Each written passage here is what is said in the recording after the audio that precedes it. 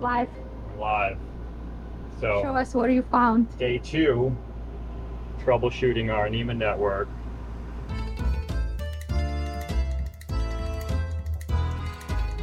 We started off by finding that there's no power coming out of this power feed. So this part of the network has power. There's a power isolator here and a separate power cable. This power cable, nothing here was powered. So you trace this back to this box of rat's nests. Here's our fuse holder. Here's our fuse.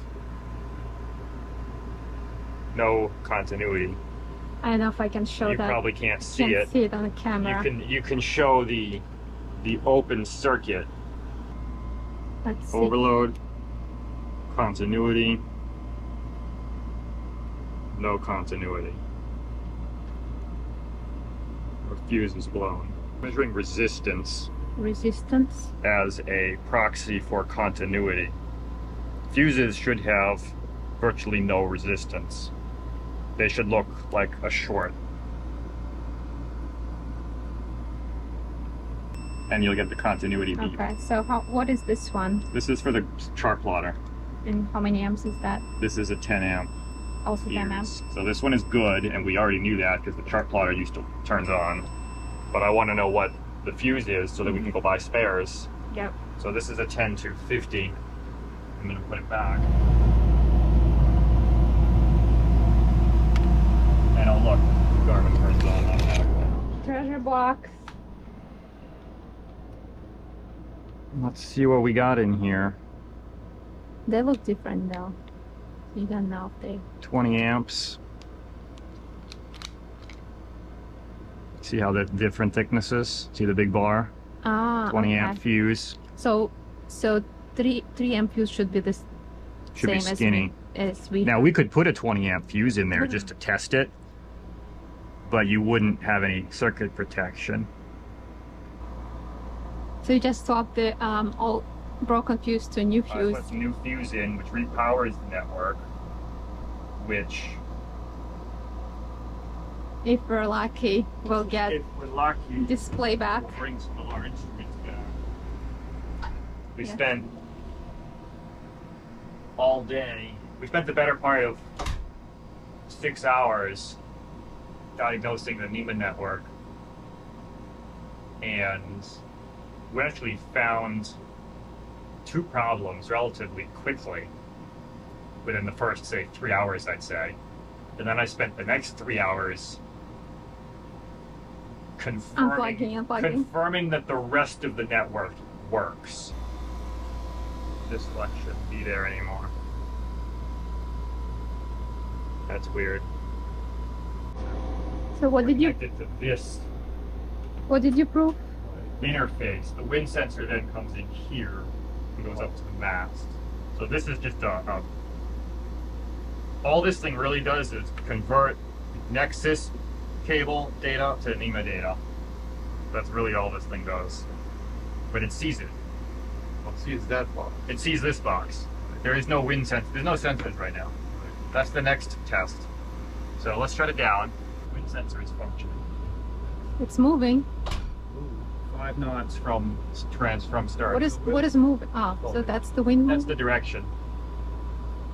This is direction relative to the hull, apparent wind. So this is forward, which I'd like to turn it this way. That makes sense to me. I lost the wind sensor, which means the depth sounder just blew the fuse out. Bad. Where's the fuse with the depth sounder? No, it blew out NMEA network. Oh. So you connected to depth sounder? The NMEA network is down again. It's working now. Gosh. What did you do down there? I pulled the depth sounder out. So it didn't blow the fuse, but it's screwing up the network. But we found that our depth transducer was bringing the whole network down. Somehow that failed in such a way that as soon as you plug it in, the whole network goes down. Everything stops communicating. So the next thing is you're going to order the depth The sounder. sounder is bad. It didn't cause a blown fuse, thankfully, but it interrupted the communication on the network. So where did I put my end? compass goes, okay. You gotta take the pictures. So I'm gonna put this back.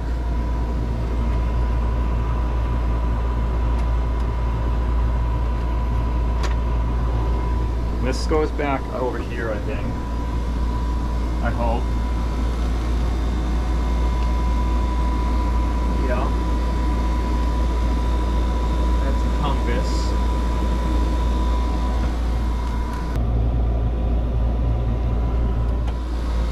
So now I've extended the network to add the compass rail.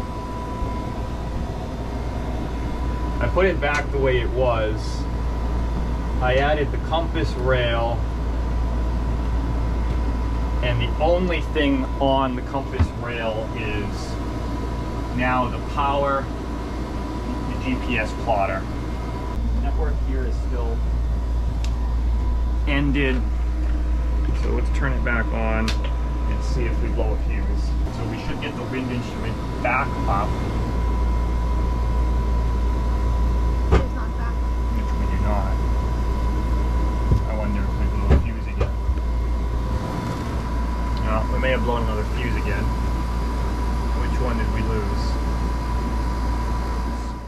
If we had had more, like, end caps and things, like spare parts, I would have been able to troubleshoot it more quickly. Because I only have 2 end caps, so I was, like, trying to... We have 3 networks, or 3 power feeds bridged together, so I had to keep piecing together different parts of the network to see what worked and what didn't. No, we have power there too. That's weird. Okay.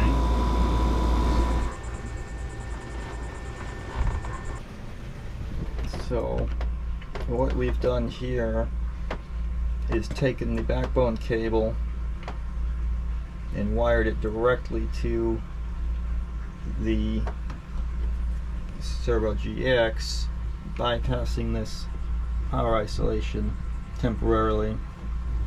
So I want to see if these are good or bad. So this is now connected directly to the other half of the network. We've already found one bad power isolator, so it stands to reason that this one may be bad too.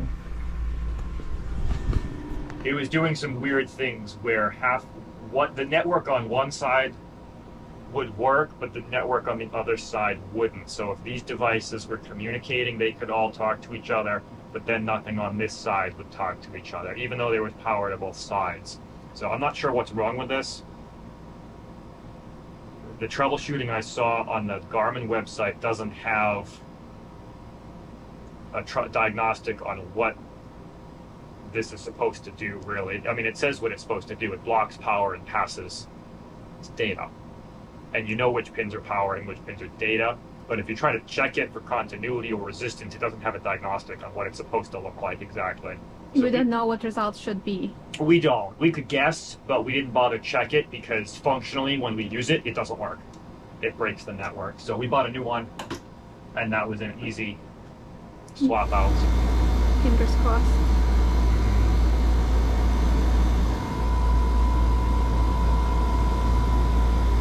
So we're getting GPS to this branch.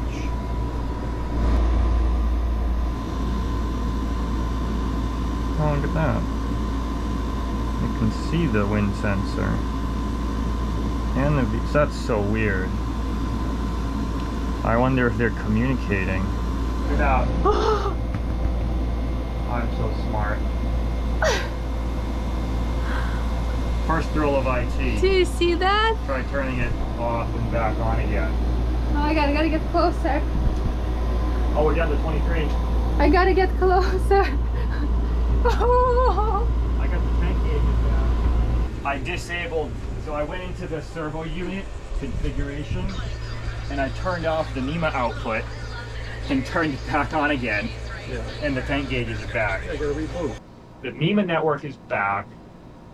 The last piece of it, which is not technically on the NMEA 2000, is the autopilot ECU, which we're still waiting on. That's supposed to arrive, I think, tomorrow. Hopefully we can just plug that in and it works.